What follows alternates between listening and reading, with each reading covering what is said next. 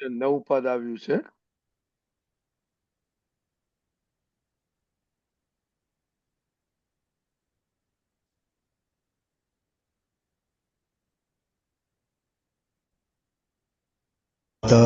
કાળથી શું કરે છે મારું પૂદગલ, તેને જાણી જો અચર જુએ છે સચર.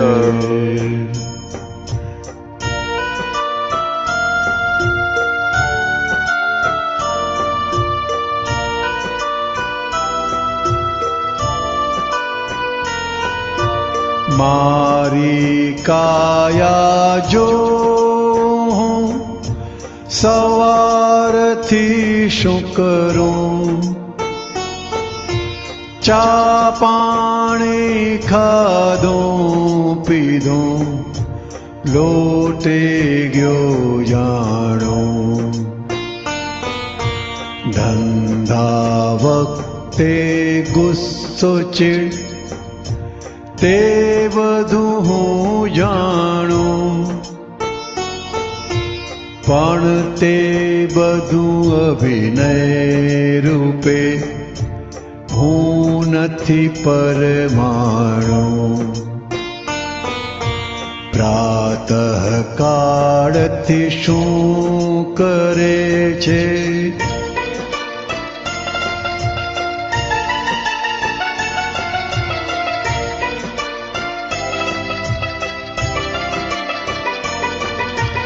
મારું સ્વરૂપ શુદ્ધાત્મા, મારું ન પરમાણુએ, દેહાદિથી ભિન્ન છું, અન્વય ગુણ્ય ભય. અવળા સવળા દ્વંદ્વ મન તેને જાણી જો, મહાપુરુષાર્થી પરાક્રમી જ્ઞાતા જ્ઞેયો જો.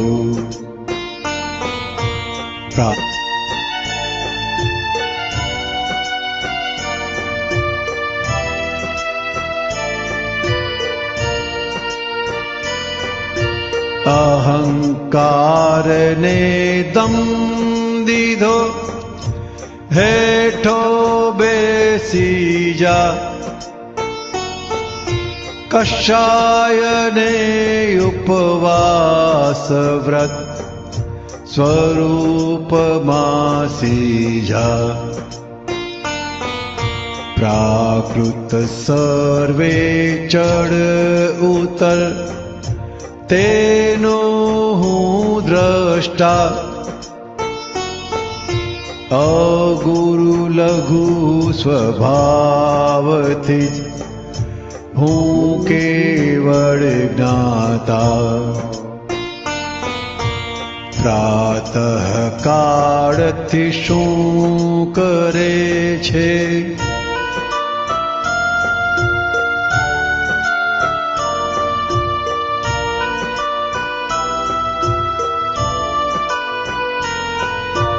પૂદગલે શું શું કર્યું, દિવસે અતિક્રમીને, દોષ દીઠા ત્યાં પ્રતિક્રમી, જોઉં છું જાણી રે. બે માયલી દરિયા ઉપર સાંકડી એક પટ્ટી, તે પટ્ટી પર ચાલતા રહી તે જાગૃતિ. કરતા છે જે જાણે નહીં, જાણે તે કરતા, પૂદગલને જે પ્રકાશે છે शुद्धात्मा अपना उपयोग खसवा देवो नहीं ज्या आत्मा जाग्रत उपयोगे उपयोग थी परमात्मा ज स्वगत प्रातः काળ થી શું કરે છે? બહુ સરસ પદ છે પદ છે. આ ઉપયોગ ક્યાં રાખો ક્યાં નહીં ને ક્યાં આપણો ચાલ્યો જાય છે એ હા. કવિરાજે તો આખું વર્ણન કરી દીધું. જેમ પેલા કર્યું. પદમાં આખું જિંદગી આપણી ક્યાં બંધાણી એ આવ્યું હતું ને આ હવે આખો દિવસમાં જ આવ્યું. હા, કે આખો દિવસ આપણો ઉપયોગ ક્યાં જાય છે એના પર પ્રાતઃકાળથી જુઓ. ગજબનું દાદાએ આ પદ ગાયું છે કવિરાજે.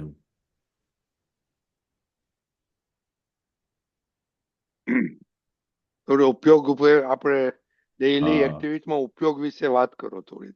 હાજી હાજી. આ આ જે પદ છે ને, આ જેવી રીતે કવિરાજે લખ્યું છે ને, તો એવી જ રીતે અમે દાદા ભગવાનને જોતા હતા.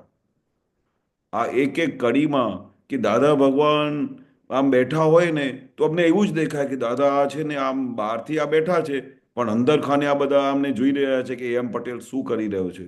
એટલી બધી એમની આંખોમાં તીવ્રતા હતી, એટલી બધી જાગૃતિ હતી કે દરેક સેકન્ડે સેકન્ડે આ દાદાની જે વાત કરવાની ઢાબુ હોય, આમ એક એક શબ્દ જેવી રીતે બોલતા હોય તો તે એવું લાગે કે જે વાણી જે ટેપ રેકોર્ડર નીકળી રહી છે તો એમને બી જોઈ રહ્યા હોય.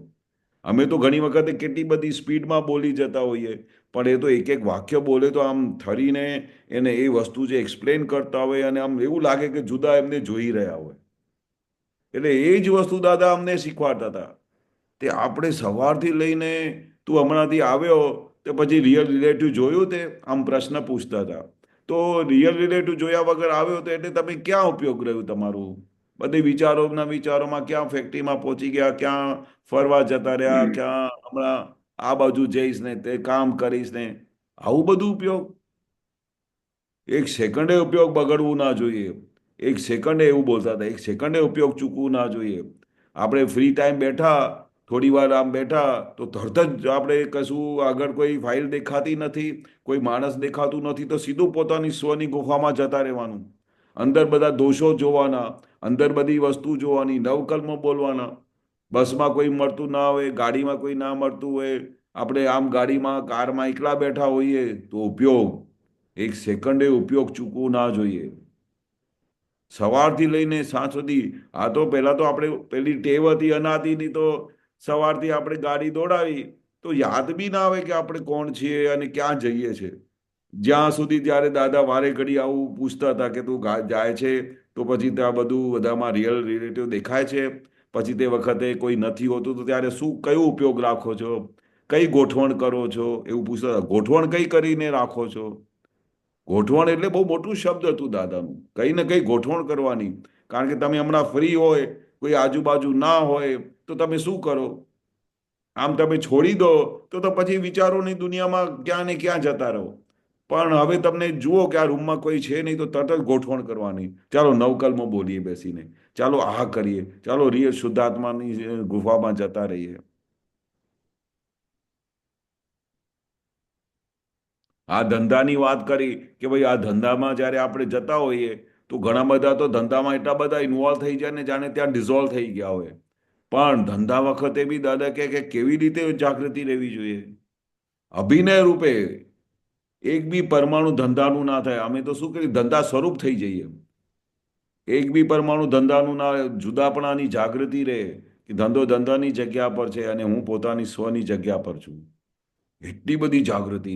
કારણ કે દાદાનું આખું વિજ્ઞાન, આખી સાયન્સ કમ્પ્લીટલી જુદાપણા પર હતું. આ ફાઇલ જે છે એ ભલે તમારી જોડે જ છે, 24 કલાક જોડે છે, પણ દાદાએ કેવું કેવું કરી આપ્યું કે 24 કલાક એ છૂટા રહી શકે. તમે નિરંતર તમે કેશવને જોઈ શકો કે કેશવ શું કરે છે, કેશવને કયા વિચાર આવ્યા, કારણ કે તમે ઉપયોગ રાખ્યું એટલે તમે તરત જ ખબર પડે કે ભાઈ આ વસ્તુ કઈ વસ્તુ કોણ કરી રહ્યું છે, તમે પોતે કોણ છો, અને આ કઈ વ્યવસ્થિત શક્તિથી આ બધું થઈ રહ્યું છે. નિરંતર તમને આ તમે જો વિજ્ઞાનમાં રહો અને જાગૃતિ રાખો તો આખું વિજ્ઞાન તમારી જોડે ને જોડે ચાલ્યા જ કરે. ખાલી તમારે શું કરવાનું છે? ઉપયોગ રાખવાનું છે કે આ આખો દાડો ફાઇલ નંબર 1 શું કરી રહી છે. નિરંતર તમારે એવો ઉપયોગ રાખવો પડે. અને આટલું ધીરે ધીરે સ્ટાર્ટિંગમાં દાદા શું કહે છે કે પ્રેક્ટિસ કરવી પડે. એ વારે ઘડી શબ્દ બોલતા હતા સ્ટાર્ટિંગમાં. જ્યારે આપણે જ્ઞાન મળ્યું ત્યારે તો પછી એકદમ તો એવું ના થઈ જાય ને કે તમારું છૂટાપણું આવી જાય. તમને પેલું અંદર ખાને 200% ખાતરી થઈ જાય કે ભાઈ તું કેશવ નથી, હું શુદ્ધાત્મા છું. પણ જ્યારે વારે ઘડીએ એકાકાર થઈ જાય તે વખતે જાગૃતિનું પાર્ટ આવે, તે વખતે આખું વિજ્ઞાનનું પાર્ટ આવે, તે વખતે છૂટાપણુંનું પાર્ટ આવે. તો દાદા શું કહેતા હતા કે તમારે આવી પ્રેક્ટિસ કરવાની. પછી પ્રેક્ટિસ કરતા કરતા કરતા આખી બધી આજ્ઞા તમારી જાગૃતિ સહજ થઈ જશે. પછી તમારે હેન્ડલ નહીં મારવા પડે કે ભાઈ આની અંદર શુદ્ધાત્મા જો. તમારે પછી હેન્ડલ નહીં મારવા પડે કે જાગૃતિ મારો. એની મારી પણ સ્ટાર્ટિંગમાં આ હેન્ડલ મારવું પડે, જાગૃતિ રાખવી પડે, પ્રેક્ટિસ કરવી પડે. તમે હમણાં અહીંયા ઘરથી બહાર નીકળ્યા અને પછી તમે કહો કે આ મને તો યાદ રહે છે 5 આજ્ઞા, રિયલ રિલેટિવ છે. પણ નીકળતાની સાથે જ તમારે બધું રિયલ રિલેટિવ દેખાયા કરે અને પછી ત્યાં કઈ તમારે કયું મહેનત ના કરવી પડે એટલે પછી શું થઈ જાય કે આ સહજ થઈ ગયું. તમારે અંદર ખાને 100% બધું ક્લિયર થઈ જાય કે મારું સ્વરૂપ શુદ્ધાત્મા છે અને દેહથી ભિન્ન છું. આ આખું તમને નિરંતર પછી સહજ રીતે દેખાયા કરે. ગમે તેવા સંજોગ આવે તમે તમારે એકાકાર ના થઈ જાય. આ દાદાનું વિજ્ઞાન એક જ એવું વિજ્ઞાન છે. આખા સંસારમાં, આખા જગતમાં ગમે તેવા શાસ્ત્રો વાંચો ને અને ગમે તે વસ્તુ કરો, ગમે તેટલી મહેનત કરો ને, જે આ છૂટાપણું વર્તાય છે ને આ જ્ઞાનીનું કૃપાનું ફળ છે. અને આ દાદાની કૃપાની આ જે સાયન્સની શોધખોળ કરી છે આ જ્ઞાની પુરુષે, જે આપણા કૃપાથી આ બધું જ્ઞાન પ્રગટ થઈ જાય છે, એના બધા આટલું બધું ઐશ્વર્ય છે દાદાનું, જેના લીધે આ આખું છૂટાપણું નિરંતર રહે છે. આ વર્લ્ડની મોટામાં મોટી અજાયબી કહેવાય સાહેબ, અજાયબી કહેવાય. એ વાત સાચી કરી તમે. કારણ કે આ જે જાગૃતિની જે વસ્તુ દાદા પેલો જે દાખલો આપ્યો છે ને કે 2 માઇલની દરિયા ઉપર સાંકડી એક પટ્ટી, એ દાદા વારે ઘડી જે દાખલો આપતા હતા ને તે પટ્ટી પર ચાલતા રહે તે જાગૃતિ. બોલો આ જાગૃતિનો પાઠ દાદા કહેવા માંગે છે. કેવી જાગૃતિ રહે છે. આટલું મોટું દરિયો હોય અને આમ ચાલો 1-2 ફૂટની પેલી જે આખી દરિયાની સાંકડી પટ્ટી પર કે તમે ચાલો 2 માઇલ સુધી આખું દરિયાની વચ્ચે, તો સાલું વારે ઘડી દર 2 મિનિટે શું આમ નજર નીચે જાય, કરી પડી તો નહીં જઈશ ને, પડી તો નહીં જાય, તરવાનું આવડતું ના હોય. દાદા આવું બધું એક્સપ્લેન કરતા હતા ને તો ખરી રીતે જાગૃતિની શબ્દ ત્યારે તે વખત અમને સમજાય. આ દાદા શું દાખલો આપ્યો છે. સમુદ્રમાં 2 ફૂટની પટ્ટી પર તમે ચાલતા જો તો ગમે ત્યારે ઇમ્બેલેન્સ થઈ જાય, અમે પડી જઈએ. અહીંયા રસ્તામાં આટલો મોટો રસ્તો હોય છે તોય ઇમ્બેલેન્સ થઈ જાય તો પડી જઈએ છે, તો ત્યાં શું દશા થાય. તો દાદા શું કહેવા માંગે છે કે આવી જાગૃતિ જ્યારે રહેશે ને, હા, કે હું પડી જઈશ તો મરી જઈશ, ત્યારે પછી ખરી રીતે તમને આ વિજ્ઞાન પકડાશે. આમાં તો કેશવાનજી ઘણી આપણે આજે આપણે દિવસ જોઈએ ઘણી ઘણી વસ્તુ આપણે મિકેનિકલ થઈ જાય છે વિધાઉટ ઉપયોગ. હા, કારણ કે પેલું પેલું જે ટેવ પડી ગઈ છે ને કે ઉપયોગ તો હા બરોબર છે, મને આ યાદ રહે છે, પછી શું છે બધું જે બધી કાચી કાચી વસ્તુ આપણા ઉપર હાવી થઈ જાય અને આપણે આપણા મનમાં એવું લાગે કે ભાઈ હું તો બહુ જ્ઞાનમાં રહું છું, હું રાઈટ. તો આમ રહું છું. એ પછી શું છે, જે ખરી એ પરીક્ષા ક્યારે થાય કે જ્યારે આવો સંજોગ બહુ ભારે પાકે અને એ સંજોગમાં તમે હાલી જાઓ ત્યારે ખબર પડે ઓહો હજુ તો સાલું આ બધું પાકું થયું નથી, ઉપયોગ તો બરોબર રહ્યો નહીં. ઉપયોગ ઉપર ઉપયોગ એટલે કેવું કે આ શું કરી રહ્યું છે અને જેને તમે જુઓ છો એના પર બી ઉપયોગ, એટલે કેટલી મોટી વસ્તુ કહેવાય. આ કેવળ જ્ઞાનની વસ્તુ કહેવાય. ઉપયોગ ઉપર ઉપયોગ તો બહુ મોટી વસ્તુ છે. એટલે આપણે મિકેનિકલ એટલા માટે થઈ જાય છે કારણ કે આપણે એમના પર હજુ આ વિજ્ઞાનને ડેપ્થ રીતે ખરી રીતે આપણે સમજ્યા જ નથી. પેલા શબ્દોમાં પકડી રાખે ને તો પછી એને કેવું લાગે કે હા તો મારે તો છૂટો જ છું ને, હું તો જુદો જ રહું છું, આમ રહું છું. અને પણ એ જુદા રહો છો તો પછી કોઈ બે ગાળો આપે તો તે વખતે કેમ હાલી જાઓ છો? Right, right, right.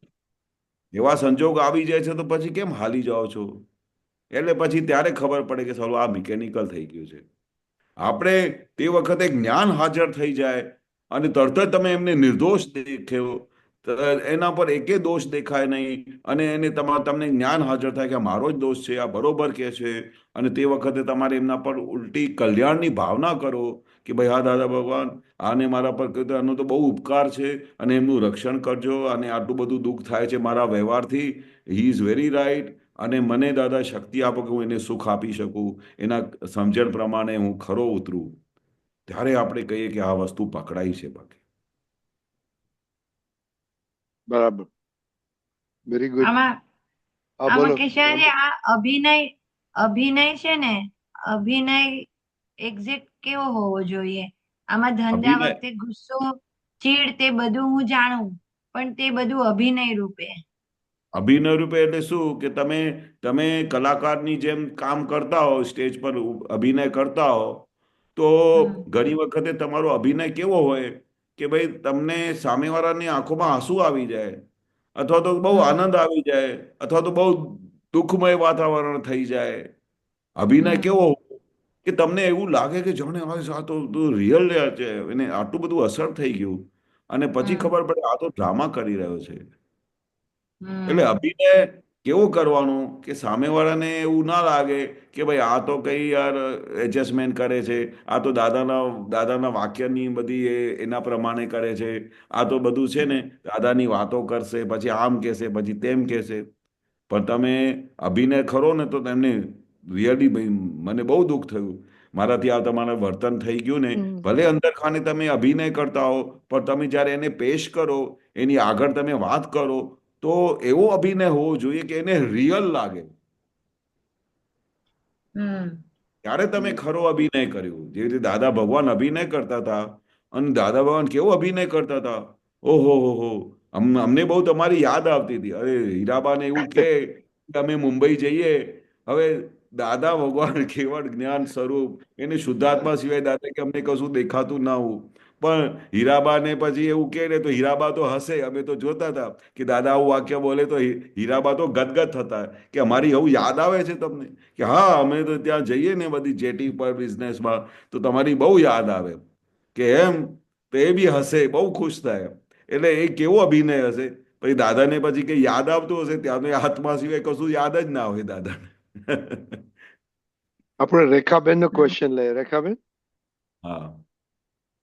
હા, જય સચ્ચિદાનંદ કેશવાનંદજી. જય સચ્ચિદાનંદ, જય મેં સચ્ચિદાનંદ. હમણાં જ જોઈન કર્યું, પણ તમે જે હમણાં કહ્યું ને કે 5 આજ્ઞામાં રહેવું, કે આપણે કહીએ છીએ પણ એ જયારે આપણને અનુભવમાં આવે છે ને ત્યારે ઘણું બધું હોય છે પણ નથી થતો. તો એનો જ મને હમણાં એક એક્સપિરિયન્સ થયો છે. હું હમણાં ટ્રાવેલિંગ કરીને આવી છું. ઓકે. હું હમણાં અમદાવાદમાં છું. તો મારા ડ્રાઈવરે કંઈક રસ્તામાં ગાડી બગડી ગઈ. એકવાર એને સવારે પહેલા ગાડી લેટ મોકલી મને જીરાવાલા. તો હા, મારે કીધાના ટાઈમ પ્રમાણે નહીં આવી. એકવાર તો મેં કીધું ચલો વ્યવસ્થિત શક્તિ છે, વ્યવસ્થિત શક્તિ. પણ પછી એને 2 કલાક સુધી નહીં આવી. પછી એને બીજી ગાડી મોકલી, પણ પછી આવીને તો રસ્તામાં પાછું કઈ ગાડી ખરાબ થઈ ગઈ. પછી હા, પછી પીતો જતો રહ્યો. એટલે હતું અંદર કે આ વ્યવસ્થિત છે, વ્યવસ્થિત છે. પણ મારી સાથે જે મારા બહેન હતા ને, નણંદ હતા, એમને ટ્રેન પકડવાની હતી. હું તો અમદાવાદમાં જ રોકાઈ હતી. તો હા, એટલું બધું પેલું પ્રેશર વધી ગયું ને, પછી એમ થઈ ગયું કે આ બધું શું. પછી એ વખતે પછી યાદ નથી આવતું. પછી એમ થાય કે હા વ્યવસ્થિત છે દાદા, ચલો દાદા ફાઇલો સમભાવે નિકાલ કરાવજો, એવું બોલાય ખરું. પણ હા, પેલાની ઉપર તો ગુસ્સો આવી જ જાય છે એમ, કે એને આવું કેમ કર્યું કરીને એમ. એટલે એટલે હા. મારો કહેવાનો કે આપણે આટલું બધું કરીએ છીએ, જોડે જોડે પેલું વણાય છે બી ખરું, પણ હજી એટલે આને શું કહેવાય, એટલે ખબર બી પડે છે કે આ બધું ખોટું થઈ રહ્યું છે, પણ એ થાય તો છે જ પાછું એમ. બરોબર. એટલે જોડેનું જોડે જ થઈ ગયું બધું. અને એની ઉપર ગુસ્સો હા, પણ આવી ગયો. એને મેં હમ, ઘણું બધું સંભળાવી બી દીધું. પછી હા, અંદર એને હા શુદ્ધાત્મા પર મેં કીધું આ વખતે કઈ રીત છે કરીને આવી રીતે કઈ થોડું તમે કોઈને કરી શકો કરીને એમ કે ગાડીનું. એટલે મારો મિનિંગ કે જયારે જરૂર હતી ત્યારે પછી એ બધું જ્ઞાન કઈક કામમાં બહુ આવ્યું નહીં કરીને, મારું એમ આ કહેવાનું હતું રેખા. પણ એનું એનું રહસ્ય છે ને, એનું બહુ હા મોટું રહસ્ય છે. કારણ કે આપણે અંદર તે વખતે જ્યારે આવો સંજોગ ઊભો થાય છે તે હા વખતે આપણે જેમ છે તેમ વ્યવસ્થિત દેખાતું નથી. હા દાદા શા માટે કહ્યું કે અમને કેટલા ભવ કાઢવા પડેલા. ભવ સમજો છો? હા એક હા ભાવ હા ગયો તો વ્યવસ્થિત નહીં સમજાયો, બીજો ભાવ ગયો તો વ્યવસ્થિત નહીં પકડાયો. એટલે દાદાએ તો કેટલા બધા ભવોના ભવો વીતી ગયા આ વ્યવસ્થિત શક્તિની શોધની કાજે. એના પછી છેલ્લા 2 સેકન્ડમાં આપણા હાથમાં આપી દીધું, આ વ્યવસ્થિત જ છે. હવે ઓ અરે એ લેટ આવે છે, કયા સંજોગથી લેટ આવે છે, કયા કારણથી લેટ આવે છે, હજુ આપણે વ્યવસ્થિત પકડાયું નથી. વ્યવસ્થિત પણ ક્યારે આ પકડાયું કહેવાય? વ્યવસ્થિત ક્યારે પકડ્યું કહેવાય કે તમે 2 કલાક તો વાત કરો છો, સાંજે 6 કલાક સુધી એમની રાહ જુઓ ને, અને તમારું પેટનું પાણી ના હલે ને એના પર ઉલટી તમારે વિધિઓ ચાલુ થાય કે ક્યાં રસ્તામાં અટકાઈ ગયો હશે, ક્યાં પડી ગયો હશે, કે શું થયું હશે. એ દાદા ભગવાન એમનું રક્ષણ કરજો. અને આપણે તે વખતે ફોન લાગી ગયો તો સારું છે કે અમે આ એડજસ્ટમેન્ટ લઈ લઈએ છીએ, બેટા તું આરામથી આવજે અને આમ કરજે. એ કહે કે હું પડી ગયો, અથવા એ કહે કે મારા ઘરમાં આમ થઈ ગયું, ગાડી છોડીને આમ કરી દો. જેટલા બી સંજોગો એમની સામે આવે એ વ્યવસ્થિત જ છે. તમને શું ખબર પડે કે ભાઈ એ જે ડ્રાઈવર આવ્યો હતો આગળ જઈને એ તમને ક્યાં એક્સિડન્ટનો સંજોગ બાજુ કરી નાખ્યું અને એ આપણા માટે સારી વસ્તુ બની? એવું એવું તો આપણે એવું પોઝિટિવ કેમ નથી વિચારી શકતા? પેલું નેગેટિવ વિચારીએ છે કે આ આવ્યો બિલકુલ. નહીં, એને એને ગાયને તો કે પછી કોકો મંગા. શું રેખાબેન, શું હા શું કહેતા હતા તમે? ના મેં તો આજ પૂછ્યું તો મેં કીધું પણ એ વખતે આપણા ગુસ્સાનો પેલો કંટ્રોલ નથી જ રહેતો, એટલે એ હું પૂછતી હતી કે પેલું એ વખતે ગુસ્સો આવી જ જાય છે કરીને એમ ભલે મારું. આવી જાય, ભલે આવી હમ જાય. દાદા કહે છે કે તે વખતે આવો સંજોગ થયો, એ લેટ આવ્યો અને તમારે ગુસ્સો થઈ ગયો, તો દાદા શું કહે છે કે એનો બી વાંધો નથી, પણ તે વખતે તમારે જ્ઞાન હાજર રહેવું જોઈએ કે ગુસ્સો કોણે આવ્યો. અચ્છા હા હા હા, હતું. એ રહસ્ય તો હા અહીંયા બરાબર. છે. ભલે ગુસ્સો એમાં આવ્યો. પાછું એમાં પાછું કેવું થયું કે બધાએ કીધું ને કે ના એને બિચારાને આમ થયું આમ થયું, પણ ના ઉપરાણું પાછું રેખાનું જ લેવાયું કે એવું કેવી હા રીતે ચાલે, એને કેવી રીતે આવી રીતે થોડું કઈ કોઈ કરી શકે કરીને. એને તમને હા ઉલ્લુ તમે બની ગયા, પણ આવું થોડું હોય કરીને. હું 11:30 ગાડી મંગાવું અને 1:30 વાગ્યા સુધી ના આવે અને પછી એ કે આવું બધું થઈ ગયું ને આવું તો થયા કરે, તો આવું કેવી રીતે થાય કરીને એમ. એટલે એ એને આપણને આખા હા રેખાને પાછું ઉપરાણું લેવાઈ ગયું એનું એમ બધું. હા એ બધું એમ લાગ્યું કે બરાબર જ છે ને, આ લોકોને ખોટું એને પછી ગોળ ગોળ બધું ભેરવ્યું. એટલે એ લોકોને એમ લાગ્યું કે રેખા કોઈ વાર આવું થઈ જાય. મેં કીધું પણ આવું કેવી રીતે થાય, આવું થોડું થતું હોય કરીને એમ. નહીં, રેખાભાઈને કહેવાનું કે તમે કઈ જગતના હરતા કરતા નથી. જ્યારે બહુ બૂમાબૂમ કરે ને હા રેખાબેન, બહુ આવું આવું હા કેવી રીતે થતું હશે, આ તો વ્યવહાર આવું હોતું હશે, આ તો આમ થતું હશે, આની અક્કલ નથી, આટલી એની જાગૃતિ નથી, ફોન કરવું જોઈતું હતું, આ કરવું જોઈતું હતું. હા, તમારે એ વસ્તુ પકડી પાડવી પડે કે ભાઈ આ રિયલ વસ્તુ શું બની. દાદા હતા ને તો દાદા દરેક સંજોગમાં ડેપ્થમાં જતા હતા. અચ્છા આવું હા તો હા આવું થઈ ગયું, અચ્છા આમ થયું, પછી પછી તમે પછી ત્યાં તમને કંઈ વાગ્યું તો નહીં ને? તમે ઉતાવળ ના કરશો, બધું બરોબર છે, અમે આરામથી આપણે પહોંચી જઈશું, કાલે આપણે જઈશું, કંઈ વાંધો નથી. દરેક સિચ્યુએશનને પકડીને વ્યવસ્થિતના જ્ઞાનને હાજર કરીને મારો હિસાબ કયો કયો હિસાબ મારા પાસે આજે આવ્યો છે, આજે મારા હાથમાં શું લોટરી લાગેલી છે, દરેક ખૂણામાંથી દાદા વસ્તુને પકડીને એનું તારણ કાઢતા હતા. આપણે તારણ કાઢતા નથી. આપણે શું છે એ હા બરાબર. સિચ્યુએશન પકડી પાડીએ છીએ ખાલી, પણ એની હા ડેપ્થમાં જતા. જો તમે ડેપ્થમાં જાઓ ને તો ફ્રેક્શન, આ વિજ્ઞાન દાદા એવું આપ્યું છે ને કે ફ્રેક્શન ઓફ સેકન્ડમાં તમને સમાધાન થઈ જાય. ફ્રેક્શન ઓફ સેકન્ડમાં બરાબર છે. હા હા આટલું પણ ટાઈમ એવું જ થાય ના છે લાગે. ખરું. હા હા એટલે એ ખબર નહીં આજ સ્ટેજ હજી અર્લી સ્ટેજ કહેવાય, એ પોસિબલ નથી તો. ના ના, આ આજે તમે જાણ્યું ને, હા, કે હા દાદાને હા સ્ટેપ બાય સ્ટેપ સાયન્સ શું કહે છે, એટલે ત્યાંથી ગાડી દોડશે. કઈ જગ્યાએ આપણી ગાડી અટકી જાય અને પછી આપણે આપણા થિંકિંગ પ્રમાણે ચાલતા હોઈએ, આપણા વિચાર પ્રમાણે ચાલતા હોઈએ અને એની ડેપ્થ ના પકડાય, અને પછી દાદા શું કહેવા માંગે છે આવા સિચ્યુએશનમાં, દાદા શું કહેતા કે આવું સિચ્યુએશન બની જાય તો અરે તમારો જે પેલો ડ્રાઈવર હોય ને, હા ડ્રાઈવર હોય, જે આવી રીતે એની સિચ્યુએશન કરી, બરોબર, હા અને પછી પછી બીજા દિવસે બી આવું કરે, પછી અઠવાડિયા પછી ફરી કરે, તોય દાદા એમને કહે છે કે તમે નિર્દોષ જોઈ શકીએ અમે, એ નિર્દોષ છે અને વ્યવસ્થિત છે. ગમે તમારે પછી વ્યવહાર તરીકે તમારે બધું એમને કહેવાનું કે બેટા આવી રીતે નહીં કર, થોડું સંભાળીને ચાલ. પછી એ બી છૂટાપણાની જાગૃતિમાં બોલવાનું, દાદાની સાક્ષીમાં બોલવાનું. એને કોક વખતે તમને લાગે કે આ રેગ્યુલર ઊંધો છતો કરે છે, તો કે તું આટલી વખત તમને સમજાવું છું તો એ પકડાતું નથી તને, મને આ લેટ થઈ જવાથી કેટલી બધી તકલીફ પડી, આમ પડી. તો દાદા કે આવી બધી સિચ્યુએશનમાં તમારે એમને બધી રીતે વાત કરવાની, એવી ભાષા નહીં બોલવાની કે એમનું હૃદય તૂટી જાય, એવી રીતે નહીં, પણ તમારે ટકોર કરી શકો છો, એમને સાવચેત કરી શકો છો, એમને જાગૃત કરી શકો છો. એ તો અમને બી, અમે દાદાની 24 કલાક જોડે રહેતા હતા તો અમારાથી બી કઈ મિસ્ટેક થાય તો દાદા વચ્ચે આમ આંખ ખોલી દેતા હતા. અચ્છા હા હા એટલે વ્યવહારમાં તો કેવું પડે. જો વ્યવહારમાં દાદા હમ. ના કહેતો તો પછી તમે કહો દાદાની મારા પર બહુ કૃપા છે, પછી જેમ ફાવે એવું થઈ જાય. હવે એક વખત એક આપતો પુત્ર રોજે દાદા પાસે આવતા હતા, અને પછી એક વખતે પેલું એમને મન થયું તો આજે નથી જતો, તો પછી દાદાએ પૂછ્યું કેમ આવ્યો નહીં. હવે દાદાને શું હા જરૂર હતી પૂછવાની. હા હમ એટલે સાવચેત કરવાનું કે ભાઈ ગમે તે થઈ જાય, મન બૂમાબૂમ કરે ને કે આજે નથી જવાનું, તો તે દિવસે ચોક્કસ જવું પડે, ભલે મન બૂમાબૂમ કરે કે આજે હું થાકી ગયો છું, આજે બીમાર છું. એટલે દાદા આવી રીતે પકડતા હતા વસ્તુને. બરાબર એટલે હા મેઇન વસ્તુ શું છે કે આપણે આપણે જે દાદાની સાયન્સ છે ને તે પકડમાં આવી જોઈએ કે વ્યવસ્થિત એટલે શું.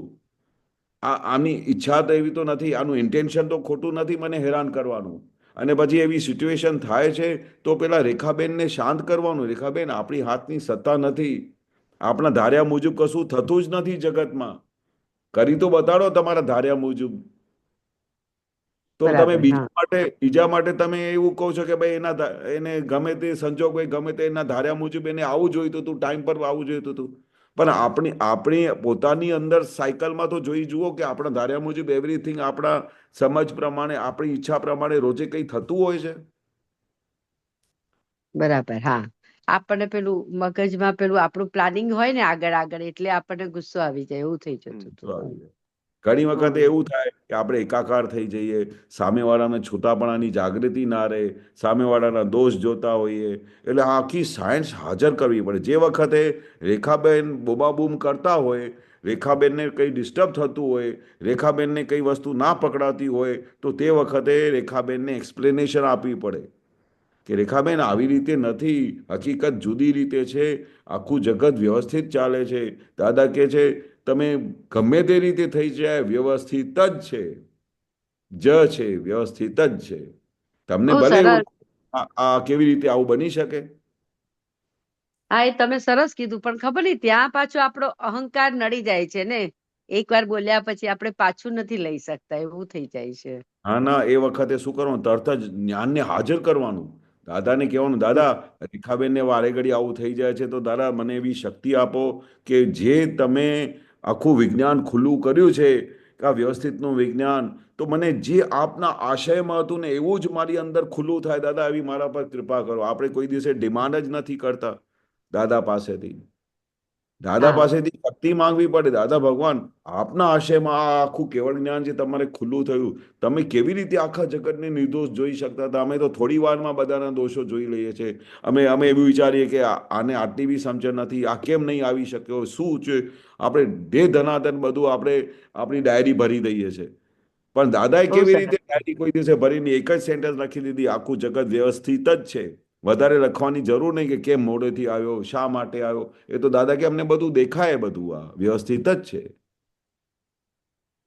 બહુ સરસ હા એટલે એ આપણને નથી દેખાતું વ્યવસ્થિત, ત્યારે આપણને હા, બરાબર હમ.